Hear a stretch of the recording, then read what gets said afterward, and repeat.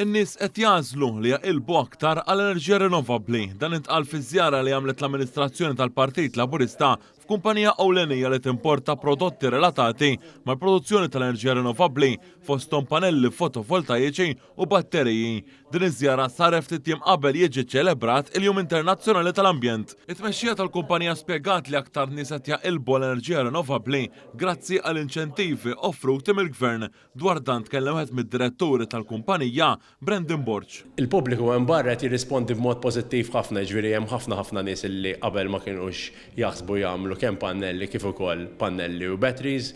U llum grazzi għall-inċentivi u grazzi tad-direzzjoni tal-Gvern naħseb illi dik improvjat ħafna.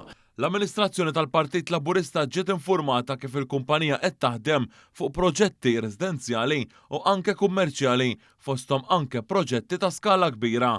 Dan minbarra li l-Gvern ta' direzzjoni ċara ta' fejn sejjer u dan wassal għal stabilta. Irnexxielna ikollna 2-3 naħseb anke 4 years illi stajna nippjanaw fit-tul u tawna stabilità bħala kumpanija li dak li jkun jista' jinvesti, jista' jidaħħal nies ġodda, jinvesti fihom u jtihom ħafna ovvjament opportunitajiet ta' kbir ukoll fil-kumpanija tagħna stess. Il-President tal-Partit Laburista Elek Xibera sostna l-ħidma bil-privat u l-Gvern qed wassal għal iżjed komuni din id-darba fil-qasam ta' enerġija rinnovabbli. Dana kien tista' tgħid eżempju ċar ħaj ta' kif irnexxinna nġibu l-stakeholders kollha fl-istess qan, fl-istess triq, fl-istess mixja fejn bl-assistenza tal-Gvern, bl-involviment tal-intrapriża privata u ovvjament bl-involviment tan-nies qegħdin naraw impatti pożittivi mhux biss finanzjarji, mhux biss fil-kwalità tal-ħajja tal-poplu Malti u Awċi, ma fuq kollox ukoll f'dak li huwa l-qasam ambjentali u l-kuxjenza ambjentali f'dan il-pajjiż